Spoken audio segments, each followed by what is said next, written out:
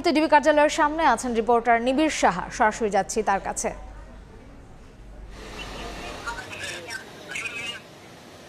আসলে গত মঙ্গলবার রাতে সাবেক প্রধানমন্ত্রী শেখ হাসিনার যে উপদেষ্টা বেসরকারি বিনিয়োগ শিল্প বিনিয়োগ বিষয়ক উপদেষ্টা সালমান এফ রহমান ও সাবেক আইনমন্ত্রী আনিসুল হককে সদরঘাট থেকে গ্রেফতার করে পুলিশ, এবং এরপরই দেখেছি যে আসলে তাদের রাজধানী নিউ মার্কেট থানার একটি হত্যা মামলায় তাদেরকে আসামি করে রাতেই এই ডিবি মিন্টো রোডের ডিবি কার্যালয়ে নিয়ে আসা হয়, এবং তারপর গতকাল রাজধানীর সিএমএম কোর্টে তাদেরকে তোলা হয় এবং সেখানে তাদের দুইজনকে 10 দিন করে রিমান্ড মঞ্জুর করে। এবং আমরা যতটুকু তথ্য পেয়েছি এখন পর্যন্ত যে তাদের যে রিমান্ড 10 দিনের রিমান্ড, সেই রিমান্ড কার্যক্রম কিন্তু ইতোমধ্যেই শুরু হয়ে গেছে এবং তারা রিমান্ডে আছেন।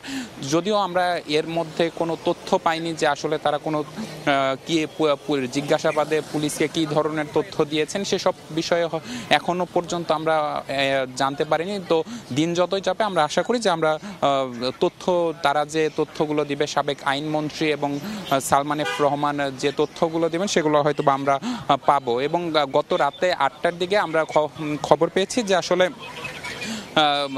জাতীয় সংসদের সাবেক ডেপুটি স্পিকার শামসুল হক টুকু এবং সাবেক আইসিটি প্রতিমন্ত্রী জুনায়েদ আহমেদ পলক এবং ঢাকা বিশ্ববিদ্যালয়ের সাবেক ছাত্রলীগ সাধারণ সম্পাদক সৈকতকে রাজধানীর নিকুঞ্জ থেকে আটক করে সেখান থেকে নিয়ে আসা হয়েছে এই ডিবি কার্যালয়ে। তাদের বিরুদ্ধে পল্টন থানায় দায়ের করা একটি হত্যা মামলায় তাদেরকে আসামি করা হয়েছে। এবং সবশেষ খবর যেটি আমাদের কাছে রয়েছে যে আর কিছুক্ষণের মধ্যে হয়তোবা তাদেরকে এই ডিবি কার্যালয় থেকে বের করে আদালতে তোলা হবে। এবং সেখানে আমরা যে তথ্যটি পেয়েছি যে এরই মধ্যে পল্টন থানা পুলিশ এই 3 জনের জন্য প্রত্যেকের 10 দিন করে রিমান্ড আবেদন ইতোমধ্যে করেছে।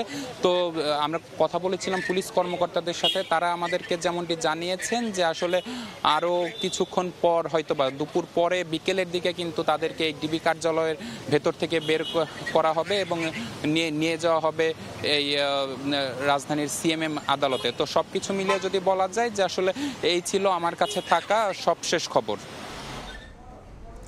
সরাসরি ছিলাম ডিবি কার্যালয়ের সামনে।